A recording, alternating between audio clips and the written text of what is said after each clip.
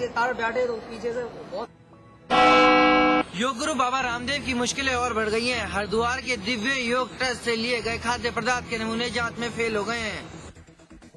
ऐसे में बाबा रामदेव पर शिकंजा और कस सकता है। आपको बता दें कि खाद्य विभाग ने 16 अगस्त को बाबा रामदेव के दिव्य योग ट्रस्ट पर छापा मारकर खाद्य पदार्थ के नमूने लिए थे।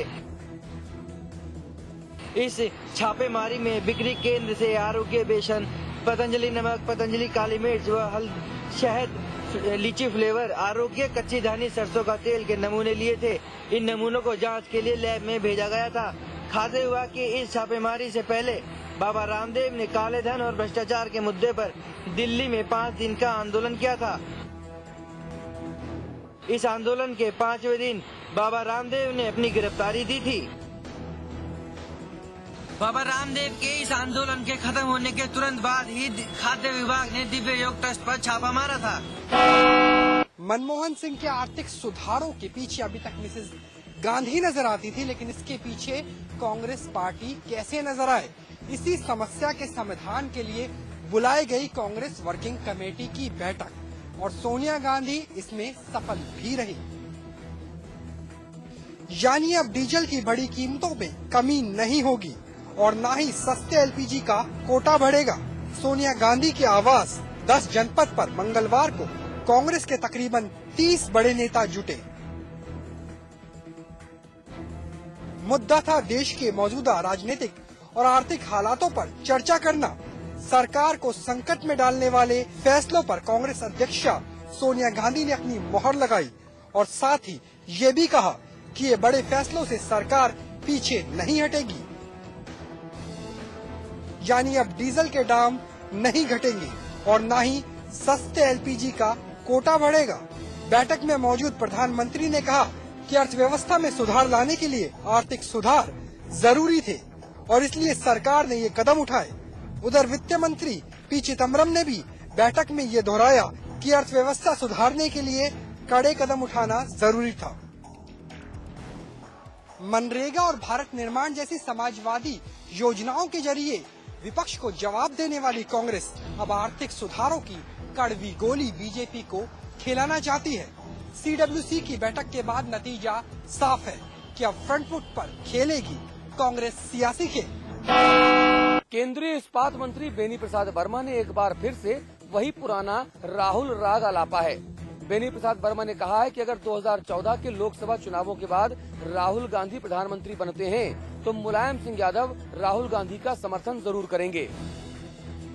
तीसरे मोर्चे के गठन और समाजवादी पार्टी के सुप्रीमो मुलायम सिंह यादव के प्रधानमंत्री बनने की तमाम संभावनाओं को पूरी तरह से नकारते हुए केंद्रीय इस्पात मंत्री बेनी प्रसाद वर्मा ने ये कहा है कि राहुल साल 2014 में होने वाले लोकसभा चुनावों के बाद प्रधानमंत्री जरूर बनेंगे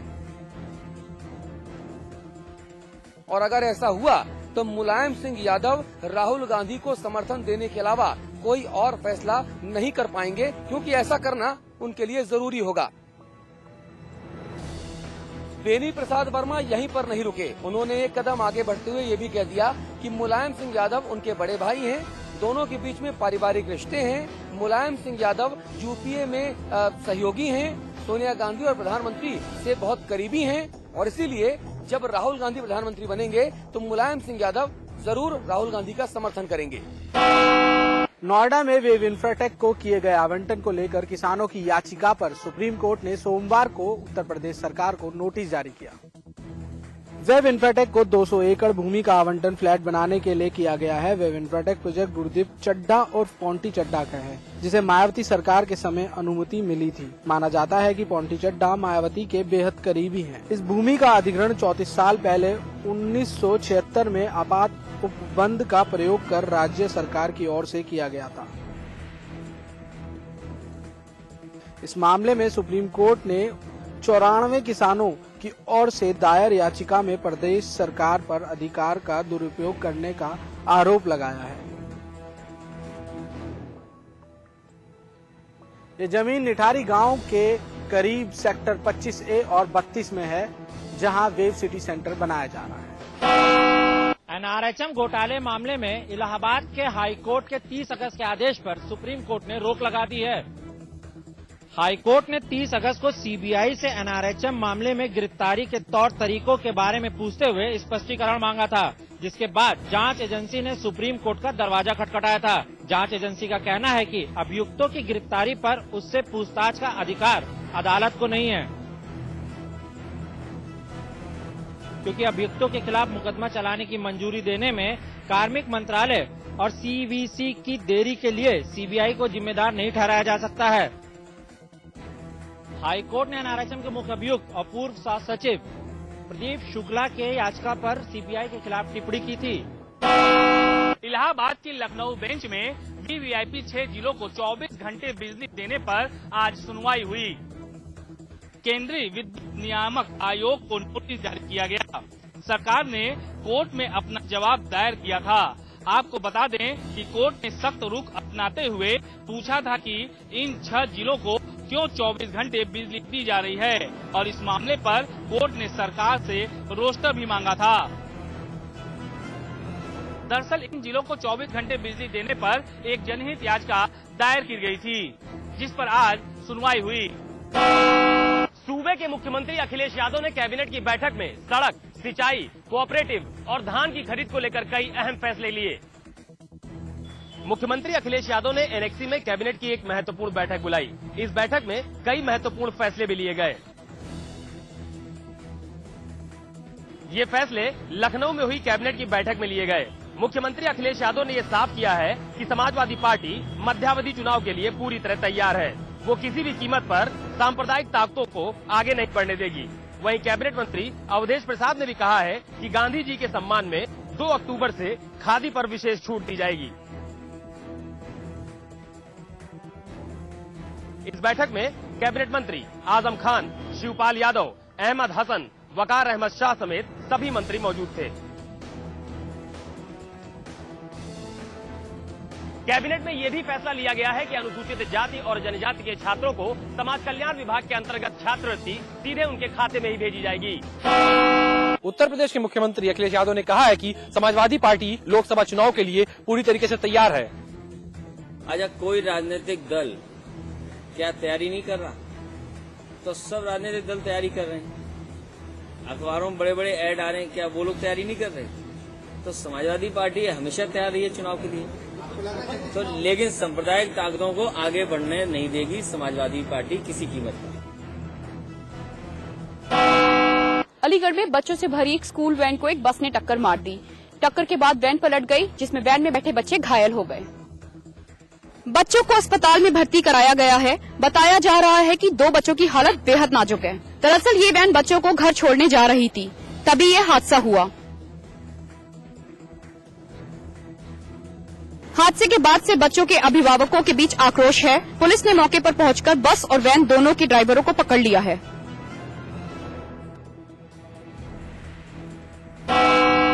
मीरपुर के विंध्याचल में आज सुबह जमीनी विवाद के चलते एक भाई ने दूसरे भाई की जान ले ली। दोनों भाइयों के बीच जमीन का विवाद कुछ इस कदर बढ़ा कि छोटे भाई ने अपने लाइसेंसी रिवॉल्वर से बड़े भाई की गोली मारकर हत्या कर दी। गोली मारने के बाद छोटा भाई फरार हो गया। पुलिस उसकी तलाश में जुट गई है।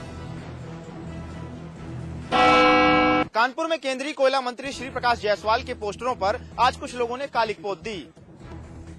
आज केंद्रीय कोयला मंत्री श्री प्रकाश जायसवाल का जन्मदिन है। इस मौके पर कानपुर में जगह जगह उन्हें बधाई देने के लिए पोस्टर और होर्डिंग लगाए गए हैं। लेकिन हाल ही में हुए कोयला घोटाले के बाद गुस्साए लोगों ने इस होर्डिंग और पोस्टरों पर कालिक पोतकर अपना गुस्सा जाहिर किया है।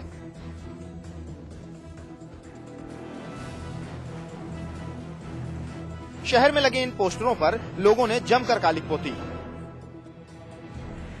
वहीं क्षेत्र के कांग्रेस पार्षद का कहना है कि ये लोगों का गुस्सा नहीं बल्कि कुछ लोगों की शरारत है। बहरहाल इस मामले में लिप्त लोगों की जांच करने की बात कही जा रही है। लखनऊ में आज बीटीसी के शिक्षकों ने नियुक्ति की मांग को लेकर रैली निकाली। ये शिक्षक नौकरी की मांग कर रहे थे।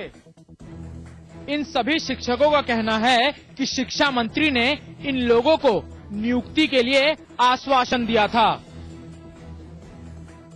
लेकिन अब तक इसमें कोई कार्रवाई नहीं की गई। लिहाजा इन लोगों ने अब 3 दिन की भूख हड़ताल करने की ठानी है। साथ ही ये भी कहा है कि अगर इनकी मांगे पूरी नहीं की गई तो ये कुछ भी कर सकते हैं। लोग ये करने के लिए आज विवश हो गए, क्योंकि रविवार को मंत्री जी, शिक्षा मंत्री बलिया में हम लोगों को बुलाए थे, लखनऊ में 25 तारीख को वार्तालाप करने के लिए। लोग ये कह रहे थे कि हम तैयार हैं आपकी नियुक्ति करने के लिए, लेकिन मेरा प्रमुख सचिव नहीं तैयार है। भूख हड़ताल में बैठ जाएंगे। 3 दिन का समय इन्होंने दिया है। बनारस के चेतगंज इलाके में एक 3 मंजिला इमारत गिर गया। हादसे में एक मजदूर की मौत हो गई, जबकि 2 लोग घायल हो गए। दरअसल इस 3 मंजिला मकान के बेसमेंट में खुदाई का काम चल रहा था और उसी दौरान मकान की छत का एक हिस्सा टूटकर खुदाई कर रहे 3 मजदूरों पर गिर गया। तीनों को अस्पताल ले जाया गया, जहां एक मजदूर की मौत हो गई। फिलहाल पुलिस ने घटनास्थल वाले मकान का काम रुकवा दिया है और आगे की जांच कर रही है।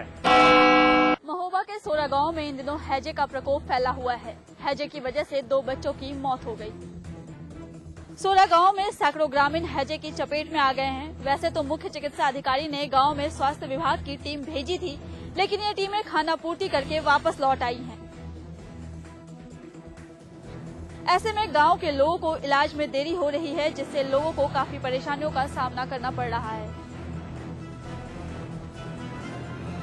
फैल गई, 1-2 आदमी भी चले गए और कुआ का पानी पीते थे, उसका पानी बेकार है और मान लो जोन जगह से फैली है वहाँ पर कोई कुआ न कोई हेड पंप कोई नहीं है। आज तक लो नहीं, कम से कम 30-35 आदमी मान लो 5-6 घंटा के अंदर सड़ासड़ बीमार। मृत्यु जो है उनसे मतलब फूड पॉइजनिंग से, जिससे जो है दुकान से। बाकी जो है ये जो इस तरह कल 6 मरीज की रिपोर्ट आई थी, जिसमें 4 आज ठीक हो गए। आज 2 मरीज हैं, उनका उपचार किया जा रहा है। गांव में 20 कुएं हैं, जिसमें 10 से लोग पानी पी रहे हैं। आरएसएस के पूर्व संघ संचालक के सुदर्शन की अस्थियों को आज हरिद्वार के गंगा में विसर्जित कर दिया गया।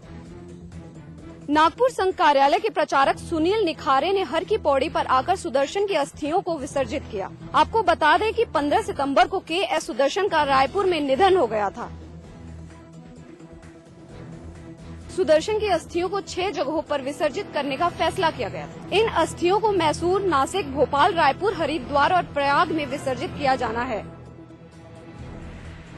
अस्थियों के विसर्जन के दौरान उत्तराखंड के पूर्व मुख्यमंत्री भगत सिंह कोश्यारी सहित भाजपा के कई नेता मौजूद रहे। रुड़की सिविल लाइन कोतवाली पुलिस ने 1 किलो चरस के साथ मादक पदार्थों की तस्करी करने वाले गिरोह के एक सदस्य को गिरफ्तार किया है। चरस के आरोपी के पास से पुलिस ने लाखों की चरस बरामद की है। पुलिस ने बताया कि आरोपी किलोग्राम चरस की डिलीवरी करने जा रहा था। इसी दौरान पुलिस सोलानी पुल के पास वाहनों की चेकिंग में लगी थी। पुलिस को देखकर आरोपी किलोग्राम भागने लगा। पुलिस को शक होने पर पुलिस ने उसका पीछा किया और आरोपी को गिरफ्तार कर लिया। फिलहाल पुलिस आरोपी किलोग्राम से पूछताछ करने में जुटी हुई है। मतलब मेरे को दिया गया कि फला जगह इसको लेके जाना। अब मेरे को ये नहीं पता किससे बात करें, किससे मेरे को भाई उसको देना है वहाँ से, तुम चलो मैं जाता हूँ। क्या चीज़ है? आज ही उसने बताया था, मैंने कहा भाई मैं तो जानूंगा करना तो। पुलिस का दावा है कि गैंग के और सदस्यों को भी जल्द ही गिरफ्तार कर लिया जाएगा।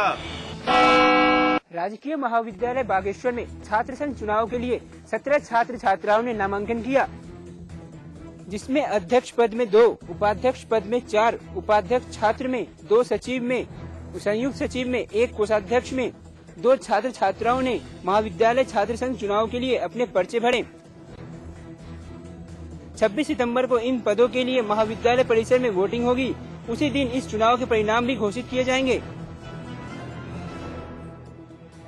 महाविद्यालय में 16 प्रत्याशियों ने अपना नामांकन दाखिल किया है और इन पर ही चुनाव होना है, जिसमें से एक संयुक्त सचिव में निर्विरोध चुन लिया गया। वोटिंग है आपकी 26 तारीख प्रातः 8 बजे से 1 बजे तक और 2 से मतगणना होगी और उसी दिन शपथ ग्रहण समारोह संपन्न कराया जाएगा। गोरखपुर के चौरी चौरा में नाराज किसानों ने फैक्ट्री के बाहर जमकर हंगामा किया और धरने पर बैठ गए। दरअसल ये किसान इस फैक्ट्री को अपना गन्ना बेचते थे, लेकिन इन फैक्ट्री के मालिकान ने अब तक इन्हें इनका पैसा नहीं दिया। किसान जब आज सुबह अपना पैसा मांगने फैक्ट्री के प्रबंधक के पास गए तो आदत के अनुसार फिर से मजदूरों और किसानों के सामने